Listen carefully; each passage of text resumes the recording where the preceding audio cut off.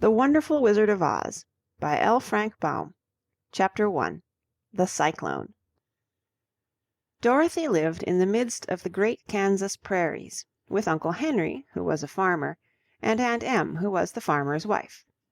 Their house was small, for the lumber to build it had to be carried by wagon many miles. There were 4 walls, a floor, and a roof, which made one room, and this room contained a rusty-looking cook-stove, a cupboard for the dishes, a table, 3 or 4 chairs, and the beds. Uncle Henry and Aunt Em had a big bed in one corner, and Dorothy a little bed in another corner. There was no garret at all, and no cellar, except a small hole dug in the ground, called a cyclone cellar, where the family could go in case one of those great whirlwinds arose, mighty enough to crush any building in its path. It was reached by a trap door in the middle of the floor, from which a ladder led down into the small, dark hole. When Dorothy stood in the doorway and looked around, she could see nothing but the great gray prairie on every side. Not a tree nor a house broke the broad sweep of flat country that reached to the edge of the sky in all directions. The sun had baked the plowed land into a gray mass, with little cracks running through it. Even the grass was not green, for the sun had burned the tops of the long blades until they were the same gray color to be seen everywhere.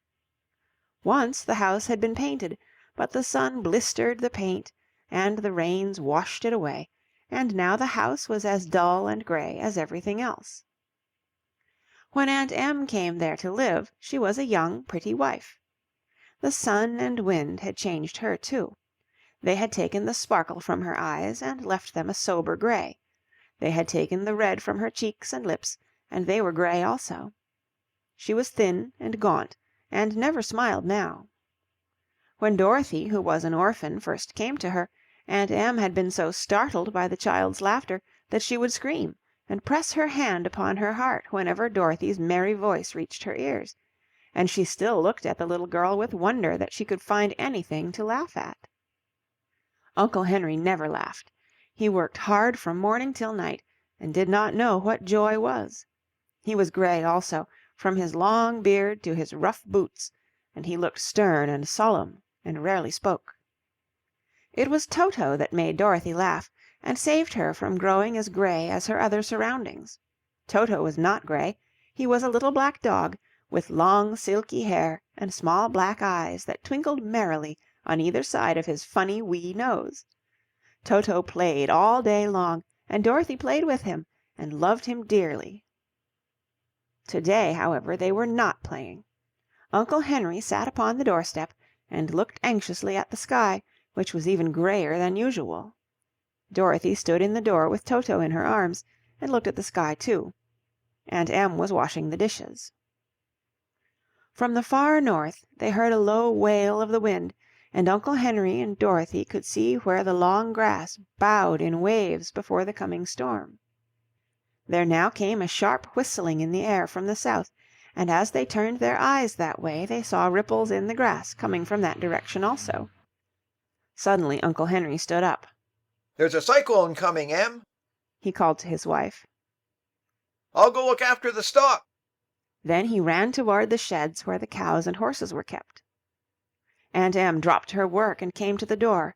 One glance told her of the danger close at hand. "Quick, Dorothy!" she screamed. "Run for the cellar!" Toto jumped out of Dorothy's arms and hid under the bed, and the girl started to get him. Aunt Em, badly frightened, threw open the trap door in the floor and climbed down the ladder into the small dark hole. Dorothy caught Toto at last and started to follow her aunt. When she was halfway across the room there came a great shriek from the wind, and the house shook so hard that she lost her footing and sat down suddenly upon the floor. Then a strange thing happened. The house whirled around 2 or 3 times and rose slowly through the air. Dorothy felt as if she were going up in a balloon. The north and south winds met where the house stood, and made it the exact center of the cyclone. In the middle of a cyclone the air is generally still, but the great pressure of the wind on every side of the house raised it up higher and higher until it was at the very top of the cyclone, and there it remained, and was carried miles and miles away as easily as you could carry a feather. It was very dark, and the wind howled horribly around her, but Dorothy found she was riding quite easily.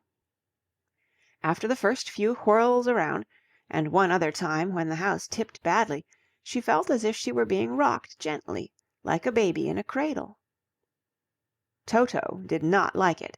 He ran about the room, now here, now there, barking loudly, but Dorothy sat quite still on the floor and waited to see what would happen.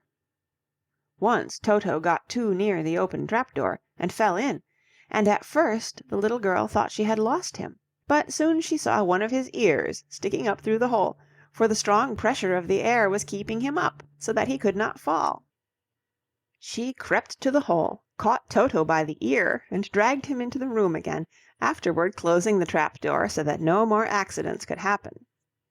Hour after hour passed away, and slowly Dorothy got over her fright, but she felt quite lonely, and the wind shrieked so loudly all about her that she nearly became deaf. At first she had wondered if she would be dashed to pieces when the house fell again, but as the hours passed and nothing terrible happened, she stopped worrying, and resolved to wait calmly and see what the future would bring. At last she crawled over the swaying floor to her bed and lay down upon it, and Toto followed and lay down beside her. In spite of the swaying of the house and the wailing of the wind, Dorothy soon closed her eyes and fell fast asleep. End of chapter 1. Narration by Kara Schallenberg.